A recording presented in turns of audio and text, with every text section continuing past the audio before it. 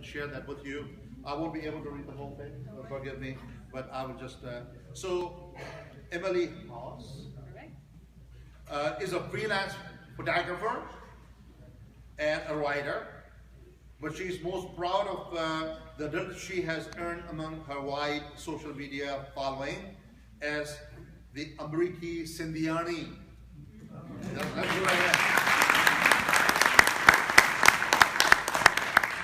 She's American of white, mostly British heritage, and studied Western culture, particularly German literature and music. During her undergraduate and postgraduate university years, and subsequently worked in public radio in Philadelphia, Pennsylvania, you might never, I live in Virginia, and interest in South Asia had always brewed within her, but that interest remained largely unexplored until, what is that some moment in 2011. This was when, by accident or fortune, she came in contact with Sindhi culture via a new friend and social media, and Nisar Khokhar, journalist, with a great name. She became a friend with him, and then she decided to pursue a different career. She was also a PhD candidate. She had done lots of work and that took lots of courses and everything, and she was about to write the thesis, and she realized that that's not what she wants to do. And so here is our American Sindhiani. I present to you, Emily.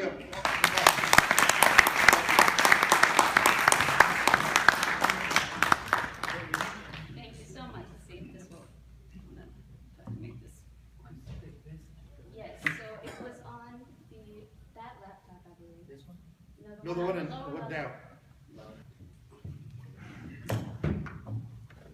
How's the volume on that? Can you hear me okay? Okay, wonderful. Well, while they're setting that up, I just want to thank all of you so much for having me here today. Thank you to Jamil Dowdy for the invitation. And to all of you, I think it's already a testament to Sindhi tolerance that you've invited me to be here among you. Someone who is different, but feels very much at home. Exactly, right? I am. And it's also an honor to be among such distinguished other guests here. I have to say I'm the least accomplished of you, but I will try not to become too starstruck because I think I do have something to offer you all, which is a different perspective on something that for you is very familiar. And a good illustration of the way I experienced Sindh actually comes from Shakespeare, so please forgive me, I'm going to make Shakespeare an honorary Sindhi just for this moment. Because there's a moment in my favorite of his plays, which is The Tempest. And the young woman, Miranda, has grown up on a secluded and enchanted island. She's never seen anything of the world outside. But finally, the enchantment of the island, her father has created that enchantment, by the way, to protect her. But his magic is fading, and a ship comes in from outside. And she says the famous line, "Oh, brave new world that has such people in it." And then he responds, the father responds, I think this is just as important, he says, "'Tis new to thee," meaning this is not a new world. She feels that it's a new world. To her it is. But it's actually the world that's always been there. And so for me, I've always felt like Miranda encountering a new world when I come to Sindh. Especially because we know that this is not a new world, but an incredibly ancient world. We all know about the 5,000-year-old culture, right? And I've been to Mohenjo-daro, so I can attest to the ancientness of this wonderful, to me, new world that I'm encountering. So I've prepared 5 things that I love about Sindh. I hope we get a chance to do all 5. You can stop me if we don't quite get there. I could have done far more, but I just picked out 5 things. And I've got photographs, most of them, which I took in Sindh myself. Okay, so let's get started on them. We can go to the first slide. This should be the next one. Okay, so I had to start with Sindhi hospitality. There is nothing in the world like Sindhi hospitality, especially for an American coming for the very first time to an Eastern country. It was absolutely amazing. And actually, for any of you who have come here to America from Pakistan, I want to say I wish I could welcome you in the same way that I was welcomed in Sindh. I wish I could, from my heart I could. When I arrived in Sindh, this is on the left, that's my husband and myself on our very first day. We've been traveling for about 30 hours. We were so tired and it felt very strange, but I'm so happy And we finally met Papa Saeed on the road. I don't think you mentioned the story about, very quickly I have to explain that I've been adopted by a Sindhi family. Papa Saeed is here. Yes.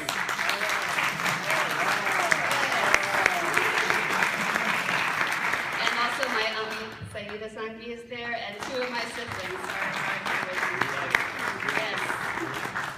Yes, okay, so this is the first time that I got to meet Papa in person. And we'd already been given 2 bouquets of roses each, and but we got 2 more bouquets when Papa appeared and he garlanded us.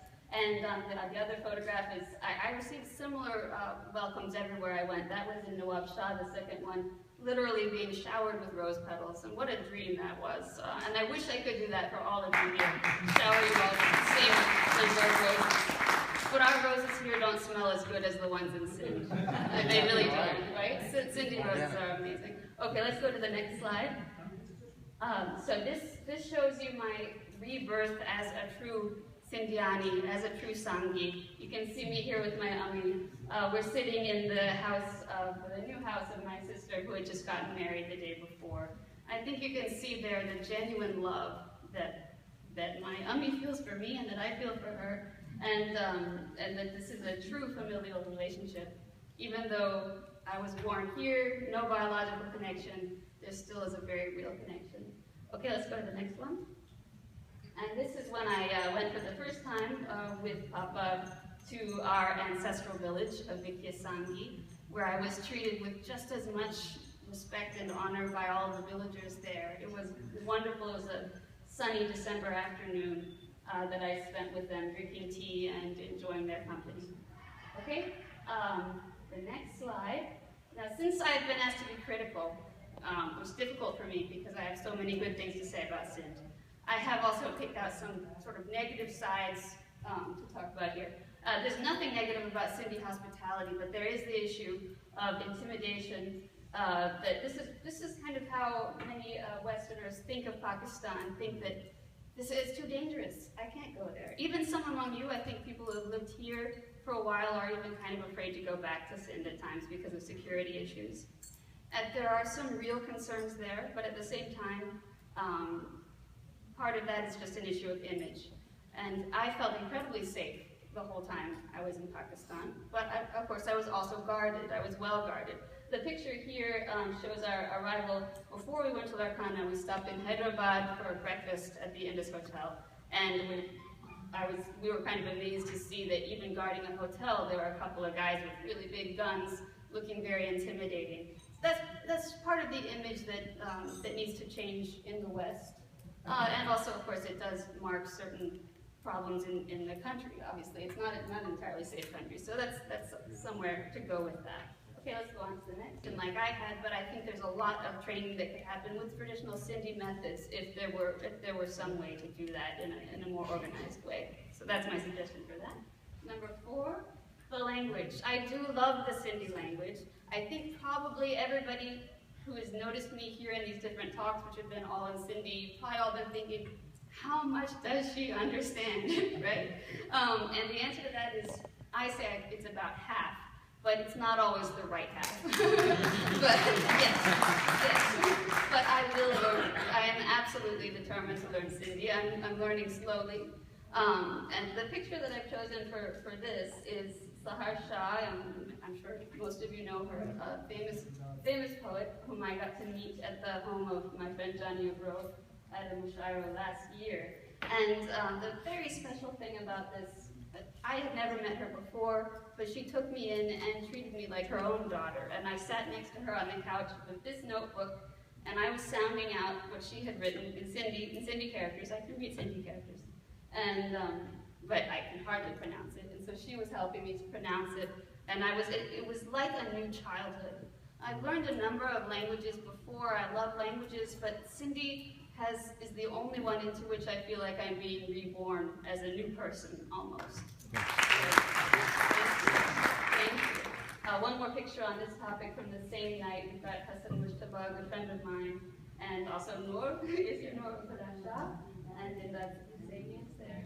And this also gives you the sense of the way the Sindhi language creates a family out of people who are not necessarily family.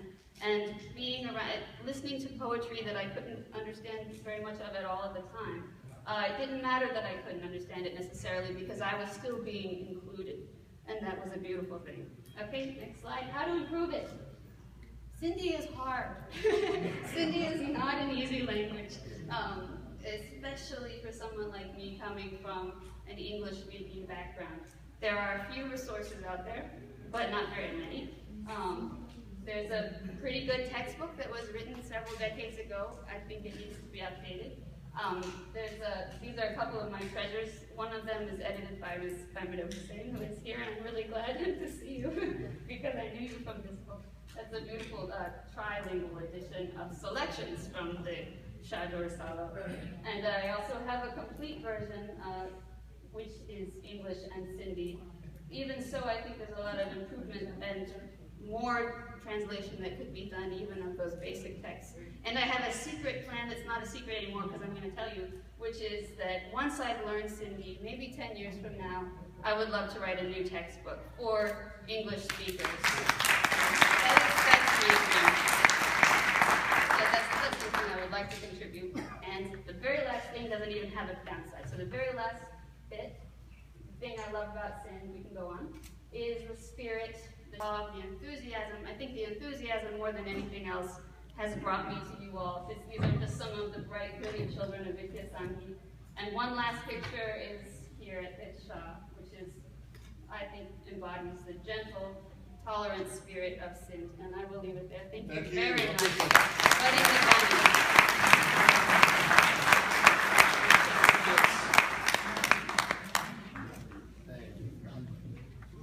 I'm sorry I hate doing this green and red stuff. It's a very unpopular thing to do, but I'm the bad guy now. So.